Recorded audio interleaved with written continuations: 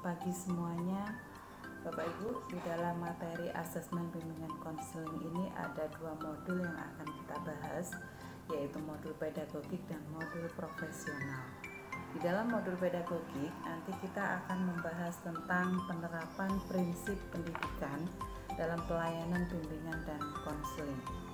Sedangkan di dalam modul profesional itu nanti yang akan kita bahas adalah asesmen dalam bimbingan dan konseling.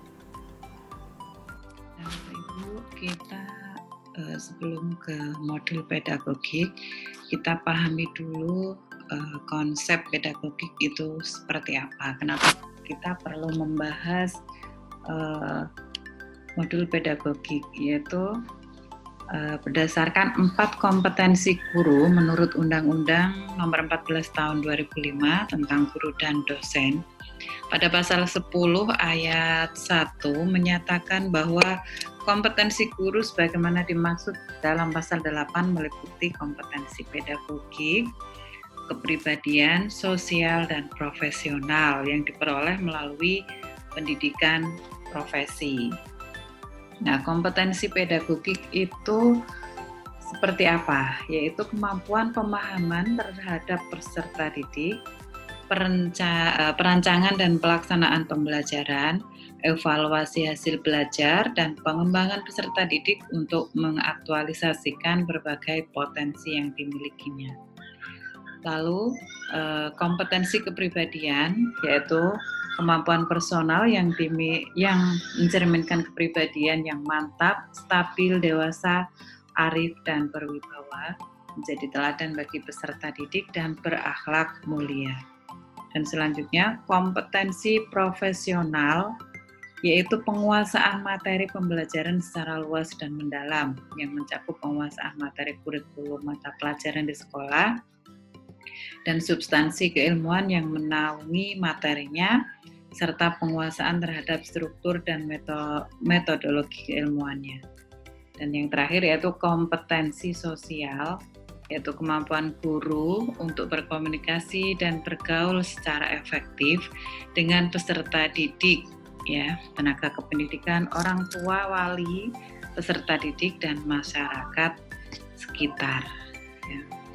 Nah, itulah Bapak Ibu 4 kompetensi yang harus dimiliki oleh guru. Ya, salah satunya adalah guru bimbingan dan konseling. Nah, berikutnya kita akan masuk pada modul pedagogik, yaitu teori dan praksis pendidikan. Di dalam teori dan praksis pendidikan ini kita akan membahas yang pertama nanti ada lembar kerja yang harus Bapak Ibu kerjakan, yaitu tentang memaknai pendidikan melalui gambar, ya. Nanti ini adalah lembar kerja yang harus dikerjakan. Nah, di dalam modul pedagogik yang pertama yaitu membahas tentang ilmu pendidikan. Setelah mempelajari kegiatan ini, peserta dapat memahami tentang ilmu pendidikan sebagai dasar keilmuan dalam bimbingan dan konseling dengan mengintegrasikan nilai-nilai penguatan pendidikan karakter.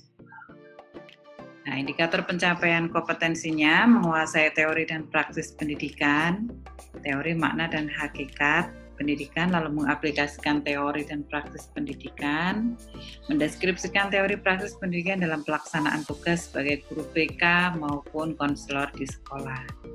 Ada 3 sub yang akan kita bahas, yaitu teori pendidikan, makna pendidikan, dan hakikat pendidikan. Teori pendidikan adalah pengetahuan tentang makna dan bagaimana seyogyanya pendidikan itu dilaksanakan. Lalu praktis pendidikan adalah bidang kehidupan dan kegiatan praktis pendidikan. Landasan legal atau yuridis formal yang pertama terdapat pada UUD 45 pasal 31, lalu Undang-Undang Nomor 20 Tahun 2003 tentang Sisdiknas, PP Nomor 19 Tahun 2005 tentang Standar Nasional Pendidikan, sebagaimana diubah PP Nomor 32 Tahun 2013, lalu PP Nomor 74 Tahun 2008 tentang guru.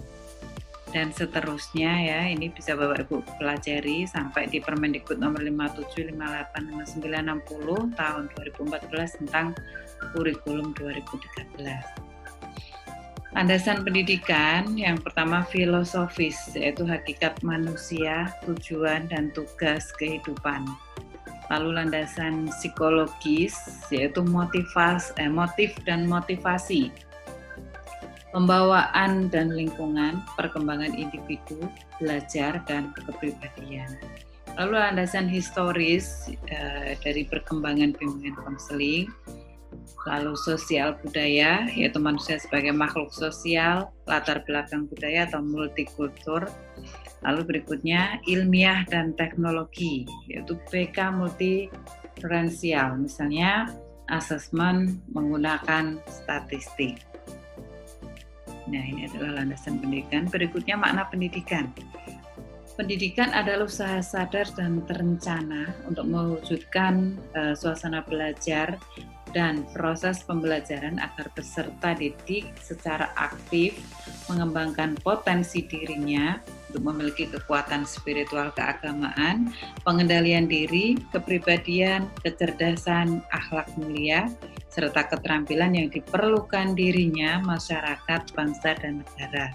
Ini berdasarkan Undang-Undang Nomor 20 Tahun 2003. Lalu berikutnya hakikat pendidikan, yaitu sesuai dengan konteks pembangunan nasional, yaitu pemersatu bangsa, penyamaan kesempatan, dan pengembangan potensi diri. Hakikat pendidikan yaitu proses pembudayaan dan kebudayaan manusia, memberikan keteladanan dalam membangun kemauan, serta mengembangkan potensi dan kreativitas peserta didik. Lalu berikutnya hakikat pendidikan merupakan upaya pengembangan kemampuan manusia, ya. Lalu sebagai investasi SDM, ya. Nah, itu saja Bapak Ibu yang kita bahas ya di dalam modul pedagogik di materi 1. Ya. Sekian, kurang lebihnya saya mohon maaf. Assalamualaikum warahmatullahi wabarakatuh.